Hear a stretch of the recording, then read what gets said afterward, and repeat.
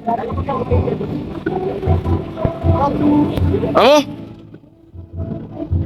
Ano, gan? Muna yun? Yung dati? Ano yung sila? Ano gusto? Ganun daw. Amo na di? Amo. Likod. Ben mga par, doon kami sa Jollibee pupunta. Malapit lang naman. Hanggat ka lang? Hanggat? Yo! Sige ka. Jollibee daw sa ano? Jollibee sa Nabwa. Right.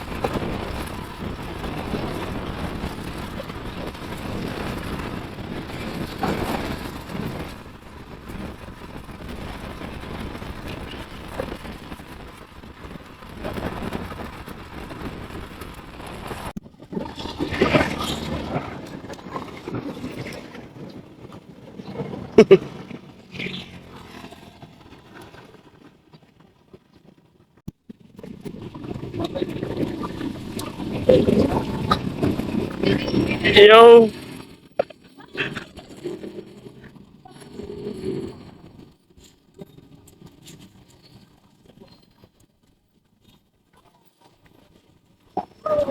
Ano sila? Yo!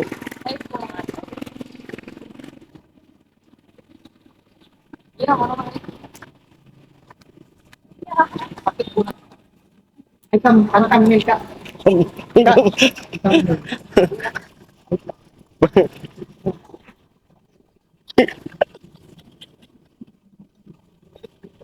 Ulul. Ito na po yung ano, iba sa loob. Pero uli.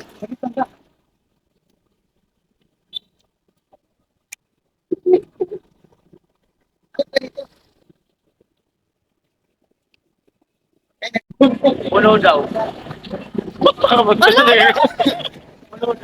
Saglit, saglit, saglit. Amo? Amo? Oh. Amo mo? Oh. Kaya tayo dyan.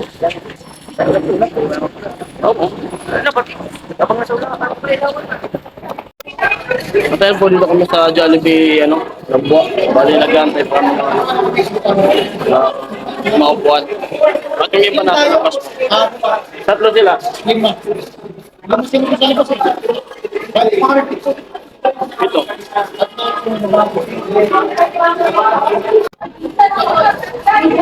Puno po kasi.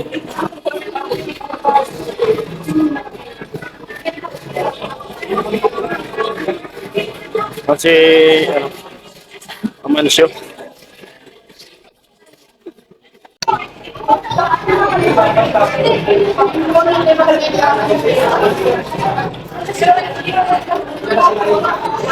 Okay natin yung dita. Po. Upo na. Upo na.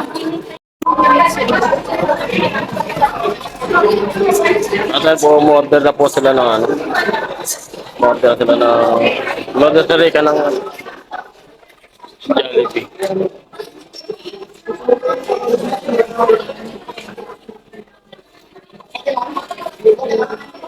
Ayos.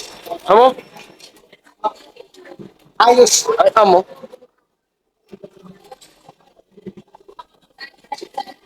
Malamig pala dito. Malamig. Malamig pala dito. Bashir. Ito nga pala yung tinatawag ni Bashir. Ito na yung nakadam nila.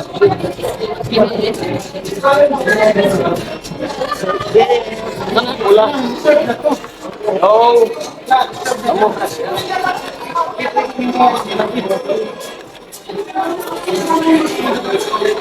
Extra gravy. At yun, kainan na. Right. Salamat po kapala kay ano. Ano yun? Kuya Mark. Kuya Mark sa ano, padinal sa Team Paway at kay ano, Rika. At ang mini. Alright. Wala ka ang mini.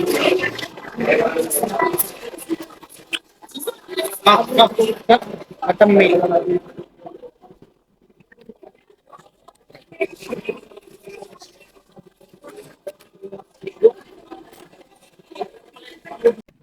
At ayun mga par, at dito pala sila mama. Bilang dito. Biglang na timing din eh. Nag-audition kasi sila ng ano, amateur. Dito sa sentro ng Nabwa. Hindi namin alam nandito pala sila. Yo yo yo.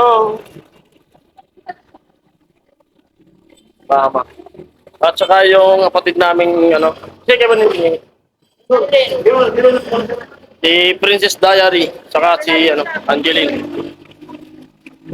Yo. At uwi rin ako dun sa amin. Bali, angkas ko na. Kung sino yung mga kasama. Alright. Ano na. At sila, finally, nasa loob pa po ng Jollibee. Dito po yan sa ano, Nabwa. LCC Nabwa, Jollibee Nabwa. Magkatabi lang po. Yan po sila sa loob.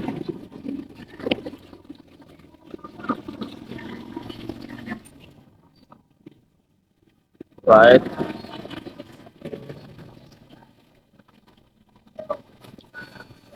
Tayo dito.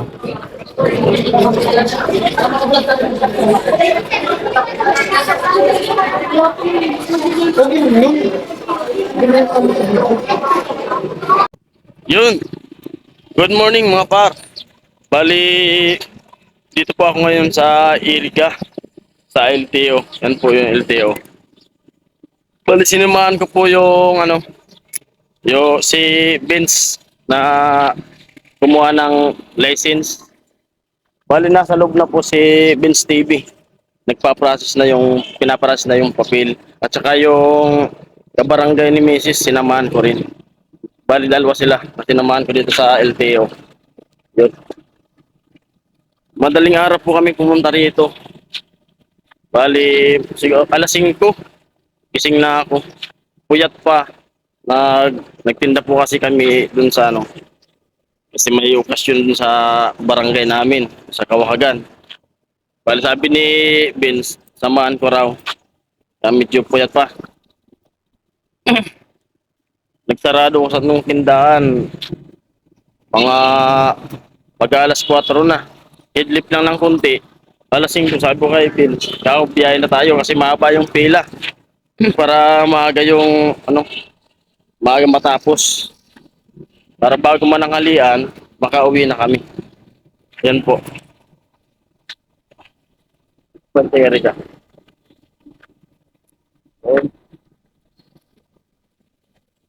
Bali, dudugtong ko na lang po itong vlog na to dun sa vlog ko kay Rica.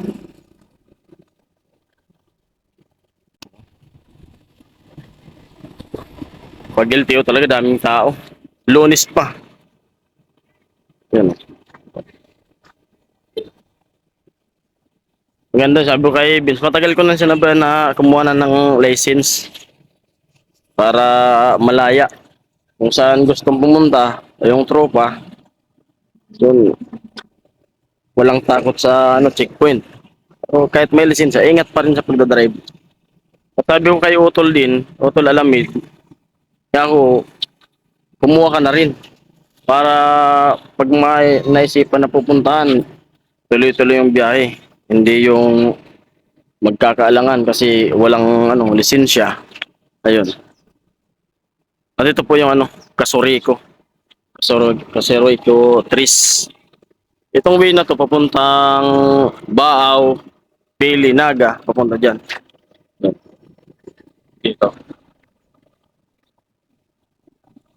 At ito naman, puntang ano, sentrong Eriga. Puntang Nabwa, Bato, pauwi sa amin. Pakita ko lang yung sitwasyon dito. Yung lugar.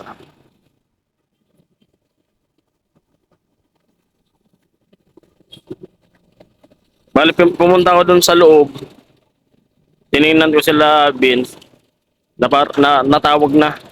Bali, pipicture na lang sila. Right? At ayan po, nandyan na po si Vince Davey. Bali, nakakuha na siya ng student driver's license. Yan o. Ano tol masasabi mo na?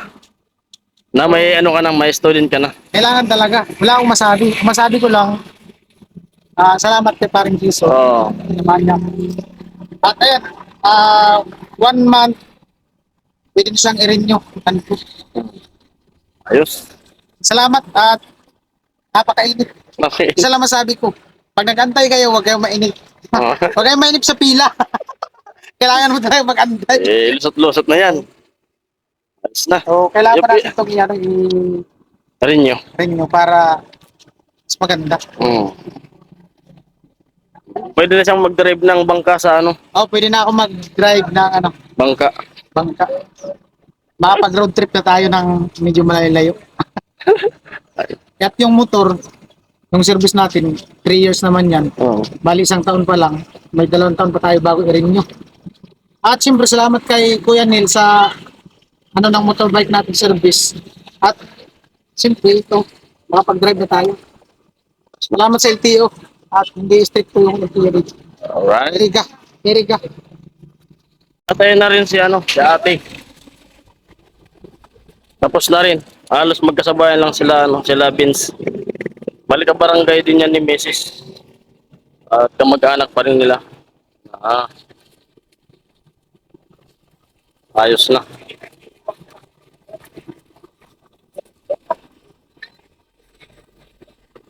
Amo na. Ayos na. Hindi, okay na pala. Ayos na yung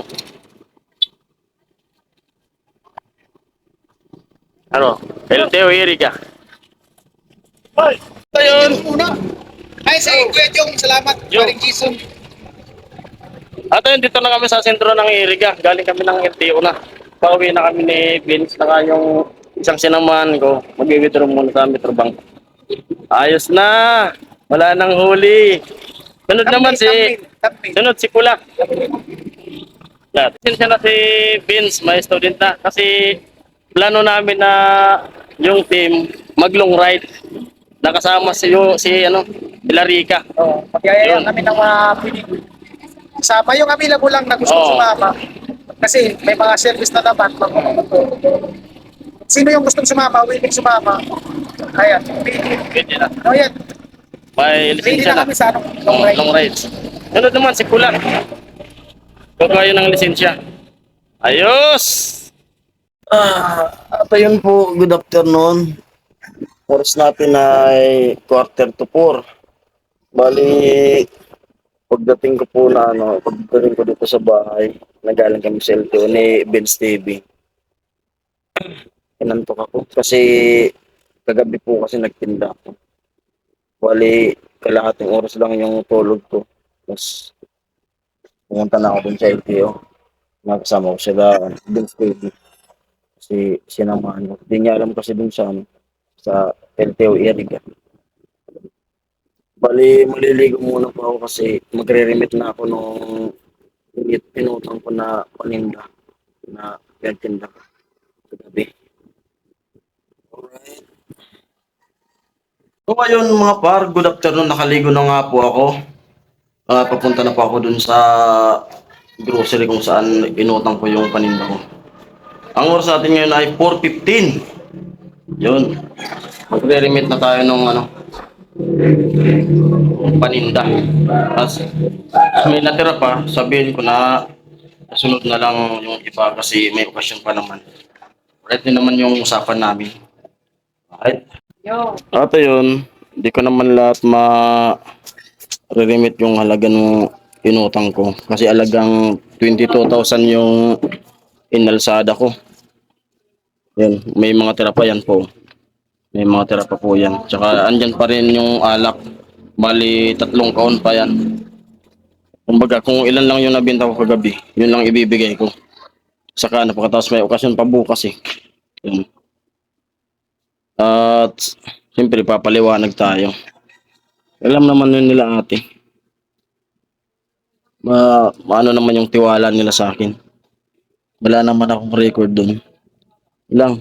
Yung sabi ko, pag, halimbawa, pinagkatawalaan ka ng, isang tao, kumbaga, wag mong sirain yung tiwala nila para ulit-ulit makakahiram ka. Yun. Kasi important talaga yung tiwala. Nakakapagtinda tayo kahit wala tayong puhunan. Nung nagpista dito, nakapagtinda ako, walang puhunan. Ito na yung na dilensya rin namin. Kumbaga, nagkakaroon na tayo ng sariling puhunan. Yan na yung dilensya.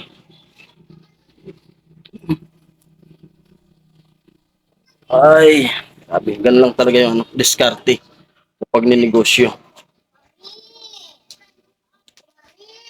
Yun po. Bigyan ko lang po kayo ng kaunting tips o diskarte sa pagninegosyo lalo dito sa ganitong maliit na sari-sari store.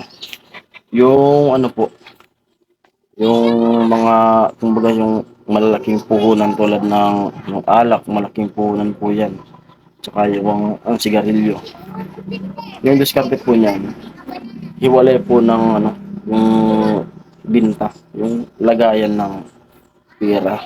Sa alak dapat nakabukod yun, sa sigarilyo. Kasi pag inalo mo po yan sa mga binta nitong mga chicheria, halimbawa, namili ka ulit, yung puhunan sa alak makakasama na sa mga ano, kape, kumbaga mabubunot yun sa sa ibang puhunan. Kailangan nakabukod po yun. Kung sa alak-alak lang, malaking puhunan yun. Eh kung namili ka na namili ka ng mga sabon, chicheria, candy, kung ano-ano man dito sa loob ng tindahan, yung alak mo, biglang ubos na, biglang wala ka ng puhunan na pambili nung alak o sigarilyo. Kasi napamili mo na sa ibang bagay na paninda. Yun lang po. At sa dito naman sa yung diskarte ko dito sa yelo naman, pagbayad ng kuryente. Yung binta namin sa yelo, nakabukod po yun. Nakabukod din yun. Kasi yung binta ng yelo, yun din po yung pambayad namin sa kuryente. Kasabay na yung ano, kabuuan ng kuryente sa buong bahay. Ganun po yun. Kasi pag ihalo mo yun, yung binta ng yelo, pagdating ng monthly na bayaran sa kuryente, di ba, magbabayad na. Kung kukunin mo yun bigla sa binta ng binta ng tindahan, parang mabigat. Siyempre, mabubunot na naman yung puhunan. Wala ka ng pangbili. Kaya dapat, laging nakaseparate yung pangbayad sa kuryente. Yun. Saka, ano ba? Yun, saka yung pa, diskarte ko pa, kada di ba, sa buong maghapon, bago kayo magsara ng tindahan, magligpit kayo ng kahit 100 pesos lang bawat araw, 100 pesos. Kasi pag yung 100 pesos sa araw-araw na itatabi mo sa loob ng isang buwan, 3K yun. Di ba may mga dumarating tayo na may dumarating na mga gastusin. Di, doon tayo uhugot doon sa savings ng panggastos. Hindi na natin kukunin sa yung biglaan na kuha sa pang negosyo. Meron tayong savings, doon tayo kukuha. Halimbawa, pag naubusan ng bigas o gasol, kung may gasol, doon na tayo kukuha sa inuhulog natin na isa-isang daan bawat araw. Ganun lang po, sa akin lang ng diskarte ko. Yun lang. Yung na may bibigay kong tips. At sana naunawaan niyo yung tips ko. Napupulol ako mag Salita, di pa tayo sanay masyado. Right.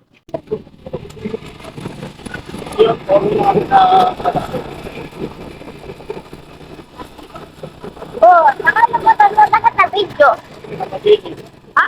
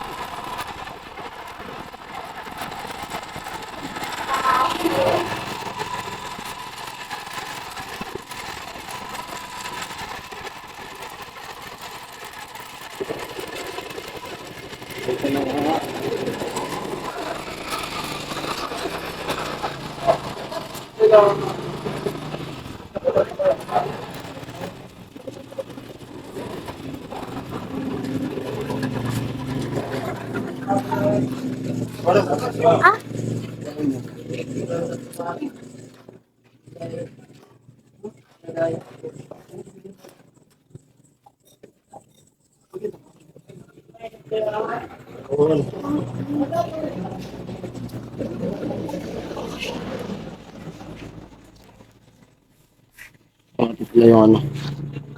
Pinamili ko na naman. Bali, ibababa ko na. Mga soft drinks. Alak.